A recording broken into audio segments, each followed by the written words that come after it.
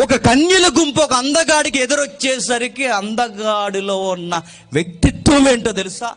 సొంగగాచలేదట. నేను ఓపెన్గానే మాట్లాడుతున్నాను, నేను నేరుగానే మాట్లాడుతున్నాను, సిగ్గు లేకుండా మిమ్మల్ని అడుగుతున్నాను. ఎదురుగా ఆడపిల్లని ఎదురుగా తిరుగుతున్నప్పుడు నీ బిహేవియర్ ఏమన్నా తేడా వస్తుందో లేదో దేవుడు చెక్ చేస్తాడు. భోజనాలు వడ్డించే వాళ్ళందరికీ చెప్పిన, ఏమన్నా తేడా వచ్చిందో మీరు భోజనాలు వడ్డించడం కాదు, మీకు మేము వడ్డిస్తామని చెప్పాం. మేము ఎథిక్స్ మిస్ అవడానికి వీలు లేదు. నేను మళ్ళా చెప్తున్నాను, దేవుడు ప్రతీదీ చూస్తాడు. ఒక కన్యల గుంపు వచ్చినప్పుడు ఆ అబ్బాయికి ఉన్న యాటిట్యూడ్ చూడండి.